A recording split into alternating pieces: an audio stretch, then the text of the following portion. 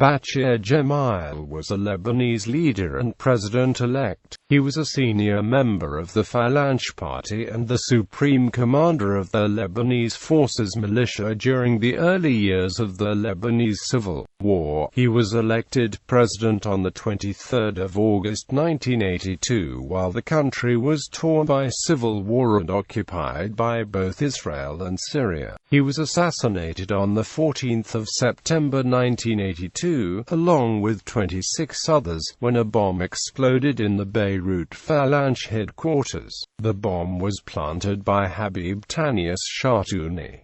The Federal Bureau of Investigation blamed the Syrian Social Nationalist Party.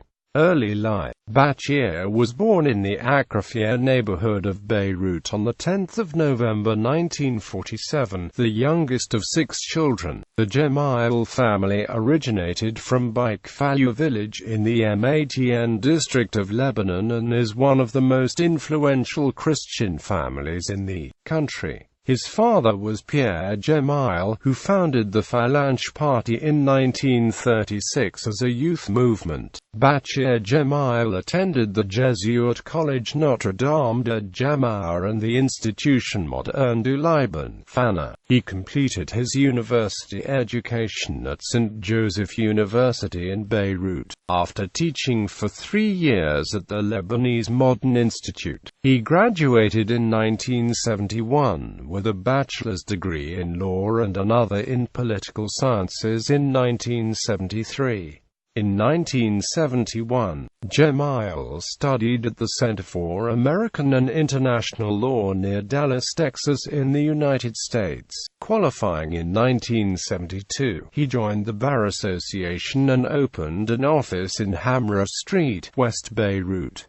Early activities in the Arab Party. Bachir became a member of the Arab Party's youth section when he was 12 years old. Bachir realized the dangers that surrounded Lebanon in 1958, so he spent a lot of time with the organized political wing of the Arab Party. He attended the meetings organized by the Arab student section, and he was the president of the Arab Circle in St. Joseph University between 1965 and 1971. In the late 1960s, he underwent paramilitary training in Bachir, and he was appointed squad leader of a militia unit of the Arab Regulatory Forces (KRF). Then in the early 1970s, he formed the Bachir squad within the RKF, where he became acquainted with the basics of military combat. In 1968, he participated in a student colloquium organized by the newspaper Orient, following events which occurred across Lebanese universities between the Muslim and leftist pan-Arabist students supporting the Palestinians in Lebanon on one side, and Lebanese Christian nationalist students on the other. After the 1968–69 clashes between the Lebanese army and the PLO, Bachir gathered a group of Christian students and started training them in the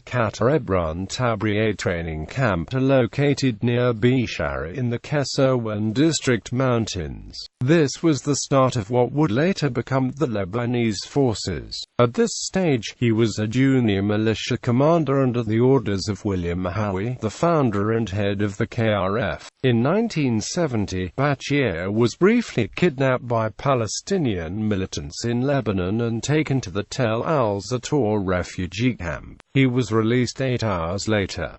Bachir became a member of the BG squad, formed by William Howie.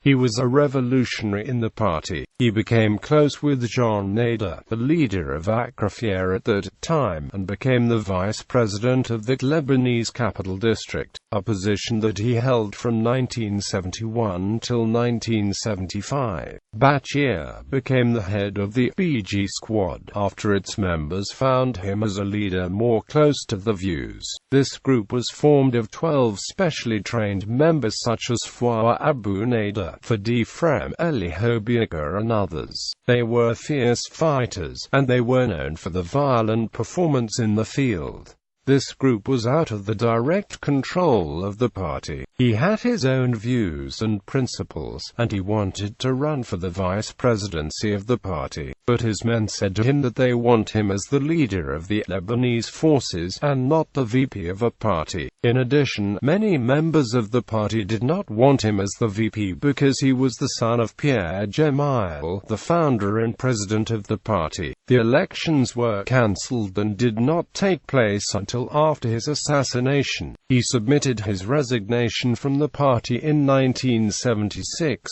but it was rejected. This was because the Arab Party had approved the entrance of the Syrian army to Lebanon to put an end to the war. But Bachir refused to accept this, being strongly against the Syrian intervention because he believed that Syria wanted to annex Lebanon. He came to this conclusion because the Syrian officials repeatedly stated that Lebanon is part of Syria and that the Syrian army doesn't need anyone's permission to enter Lebanon.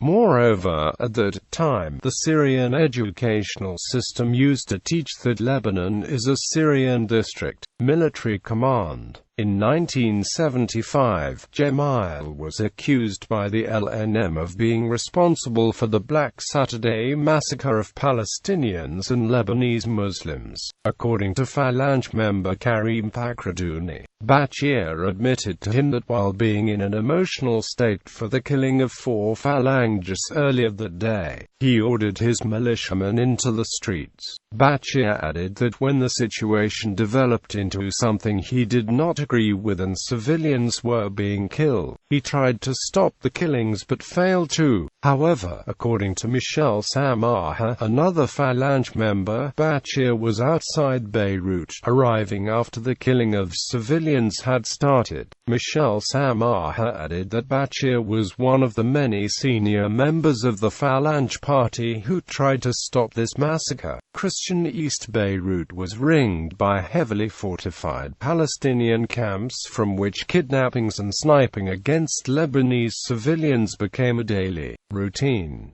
Christian East Beirut became besieged by the PLO camps, with severe shortages of food and fuel. This unbearable situation led the Arab forces and their allied Christian militias to besiege the Palestinian camps embedded in Christian East Beirut one at a time and bring them down. On January 18, 1976, Bachir led the invasion of the heavily fortified Quarantina camp that was located near the strategic Beirut harbor. About 1,000 PLO fighters and civilians were killed. The Palestinian PLO and As-Syqa forces retaliated by attacking the isolated defenseless Christian town of Damour about 20 miles south of Beirut on the coast. During the Damour massacre, in which 1,000 Christian civilians were killed and 5,000 were sent fleeing north by boat, since all roads were blocked off.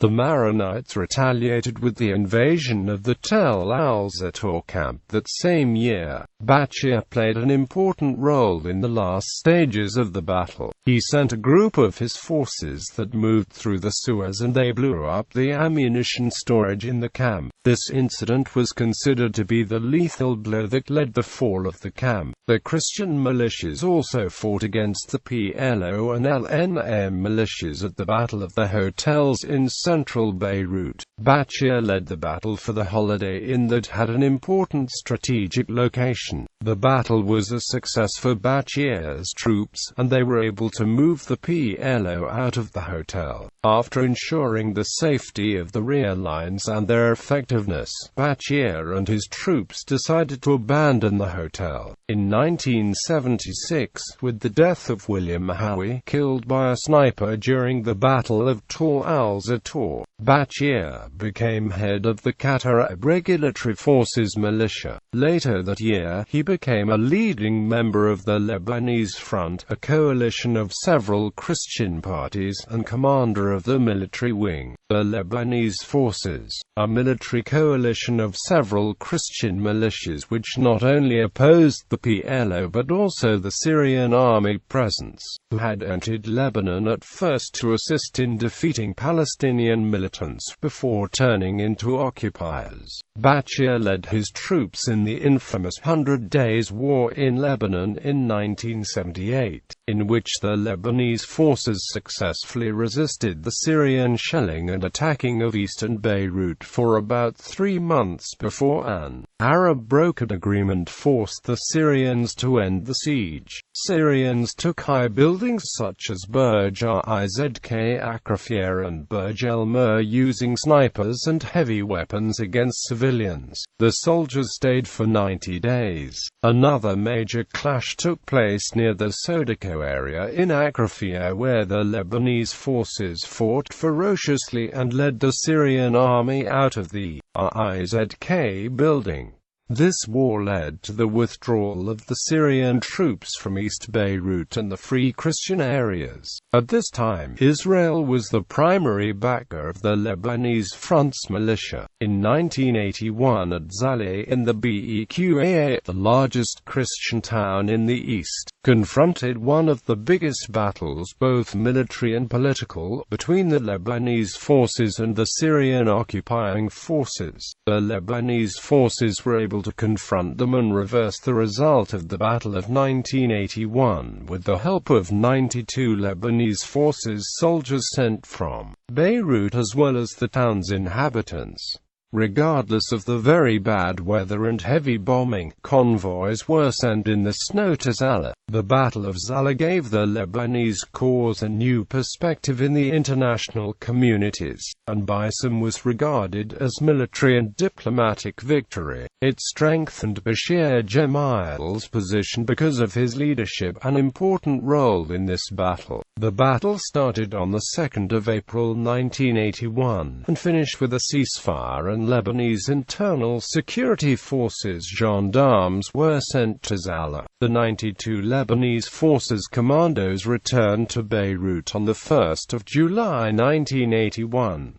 Tensions within the Lebanese front. Despite its increasing success in its battles against the PLO and the Syrian troops, two factors led to the eventual demise of the Lebanese front. Following the killing of many Phalangist members, in addition to a senior Phalangist by members of the Mirada Brigade militia, which was led by a fellow member of the Lebanese front, Tony Frangia, Bachir called for a meeting to decide on what to do about this situation. At first, the decision was to capture Tony Frangia and force him to surrender the members of the Mirada militia who killed the Phalangists. However, there was concern about the consequences of this move, so the decision was changed after many talks between the Phalangists present at the meeting. It was decided that the goal of the operation would be to capture the members of the Mirada militia who killed the Phalangists, and it would be done on Tuesday to be sure that Tony Frangia would have finished his weekend vacation and left Hedon. On the 13th of June 1978, Bachir sent a squadron of his men led by Samir Georgia and Eli Hobiaka to Hedon. But what Bachir did not know is that Tony Frangia never left Hedon since his car did not work.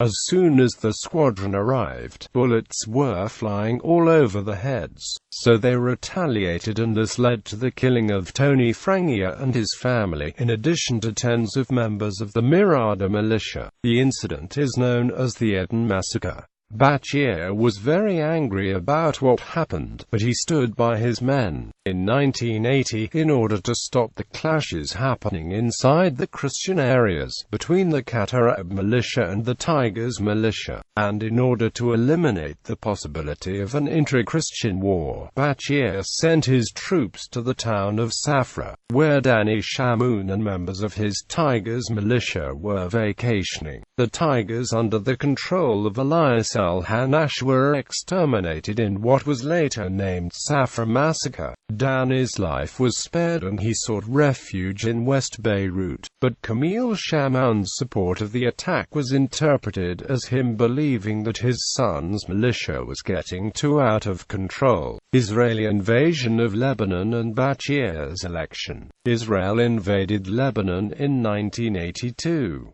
Defense Minister of Israel, Ariel Sharon, met with Bachir months earlier, telling him that the Israeli Defense Force were planning an invasion to uproot the PLO threat to Israel and to move them out of Lebanon. While Bachir did not control Israelis' actions in Lebanon, the support Israel gave the Lebanese forces, militarily and politically, angered many Lebanese leftists. Bachir met with Hani al-Hassan and told him that Israel would enter and wipe them out. Bachir told him to leave Lebanon peacefully before it was too late. Hani left and no reply was given to Bachir. Israel invaded and the PLO were expelled from Lebanon in August 1982. During the invasion, the Israelis wanted the Lebanese forces to assist the Israeli army militarily by fighting the Palestinians and Muslims in West Beirut. However, Bachir refused that because he said that his forces would not assist an invading army. By now, Bachir had announced his candidacy for president. He was backed by the United States, who sent peacekeeping troops to oversee the withdrawal of the PLO from Lebanon. Bachir had requested that they stay longer to keep Lebanon stable until he could reunite it, but his request was denied. The Mossad also contributed his presidency. On the 23rd of August 1982, being the only one to declare his bid, Bachir was elected president. On the 1st of September 1982, 2 weeks before his assassination and only 1 week after his election, Bachir met the Israeli Prime Minister Menachem Begin in Nahariya. During the meeting, Begin demanded that Bachir sign a peace treaty with Israel as soon as he took office in return of Israel's earlier support of Lebanese forces, and he also told Bachir that the IDF would stay in South Lebanon if the peace treaty wasn't signed. Bachir was furious at Begin and told him that the Lebanese forces didn't fight for 7 years and that they didn't sacrifice thousands of soldiers to free Lebanon from the Syrian army and the PLO so that Israel can take the place. Bachir also added that he will not sign the peace treaty without national consensus on the matter. Begin was reportedly angry at Bachir for his public denial of Israel's support. Bachir refused signing a peace treaty, arguing that time is needed to reach consensus with Lebanese Muslims and the Arab nations. This angered the Israelis because they knew that it is almost impossible for the Lebanese Muslims to agree on a peace treaty. They realized that Bachir was starting to distance himself from them. On the 12th of September 1982, in an attempt to fix the relations between Begin and Bachir, Ariel Sharon had a secret meeting with Bachir in Beirut Phalange. During the meeting, Bachir told Sharon that the Lebanese army would soon enter into the Palestinian camps to disarm any remaining fighters. They also agreed that the Lebanese army would attack the Syrian army's positions in Lebanon assisted by the Israeli army. In addition, Sharon tried to convince Bachir about signing a peace treaty, but Bachir did not change his position on this matter. Bachir had planned to use the IDF to push the Syrian army out of Lebanon and then use his relations with the Americans to pressure the Israelis into withdrawing from Lebanese territory. Time as president-elect. The 25th of August, deployment of International Separation Forces. The 30th of August, Yasser Arafat leaves Beirut to Athens. The 1st of September, meeting between Presidents Bachir and Elias Sarkis with American Defense Secretary Caspar Weinberger. The 2nd of September, opening the path of Sodico that was previously considered as a separation line between East and West Beirut. The 4th of September, the 9th of September, the Lebanese army enters the Palestinian camp Bush el-Ba'ina, and that was restricted since 1969 by the Cairo Agreement. The 10th of September, the International Separation Forces leaves Lebanon after completing its task. The 11th of September, Beirut's economic market resumes its activities. Bachir meets with former Lebanese Prime Minister Saeb Salam. The 13th of September, Beirut seaport resumes its activities. During these 21 days, fighters from the Lebanese forces were prohibited from wearing their army clothes and also from carrying the weapons in the streets. The Lebanese army was the only armed force in the streets. Institutions. Al-Ashbal, its first camp was organized under the patronage of Bashir in Jabil Scout camping grounds. Popular committees, launched by Bashir in 1976, their aim is the people's participation in the organization of daily life. Hamad Airport, created by Bashir in 1976 for special tourist trips and for the export of agricultural products. Radio Free Lebanon, founded by Bashir in 1978 to explain to the world the reality of the Lebanese cause. Radio 102, out of Bashir's desire for a commercial station in order to alleviate the burden of the war. Delta Computer, founded in 1979 as a specialized information body related to all components of social organization. Help Lebanon, founded to take care of children and alleviate the consequences of the war. Lebanese Broadcasting Corporation, launched in 1980 as a national educational, cultural and non-commercial television. Gamma Group, an institution including specialists to plan the building of a modern state in all of its sectors. The Lebanese Cultural Association, created in 1982 to deal with intellectual, literature and artistic affairs as well as Lebanese civilization. Agrafia Merchants Committee, created in 1982 to revive the economy and trade and organize the market.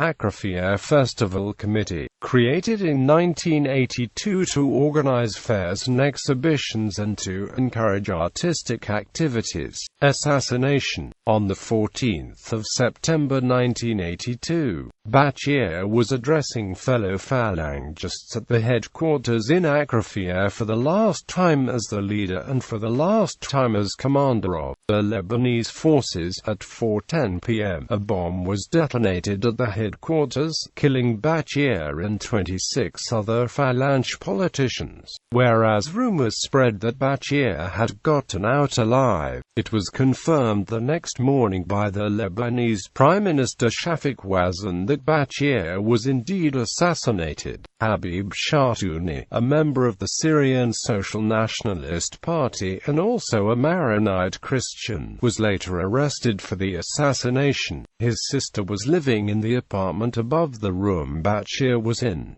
He had visited her the previous day and planted the bomb in her apartment. The next day, he called her and told her to get out of the building. Once she was out, he detonated the bomb from a few miles away from the building. When he came back to check on his sister, he was immediately arrested. He later confessed to it, saying he had done this because Bachir had sold the country to Israel. Quote, a reporter was heard telling him, "You didn't kill a man, you killed a country." Quote, he was imprisoned for 8 years, until Syrian troops took over Lebanon at the end of the war and freed him on the 13th of October 1990.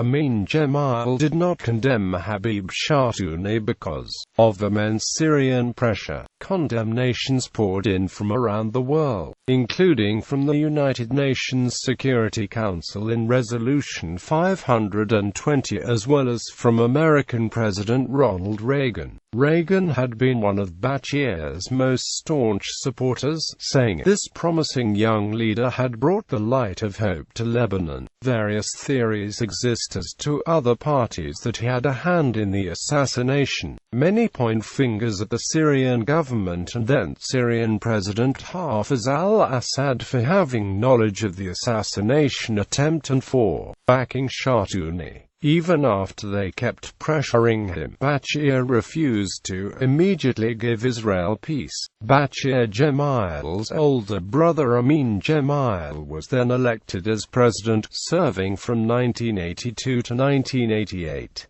rather different in temperament. Gemayel was widely regarded as more moderate than his brother. Many of Bachir's followers were dissatisfied with Amin. Eventually, the Lebanese Forces became independent from the Phalange in its own political party.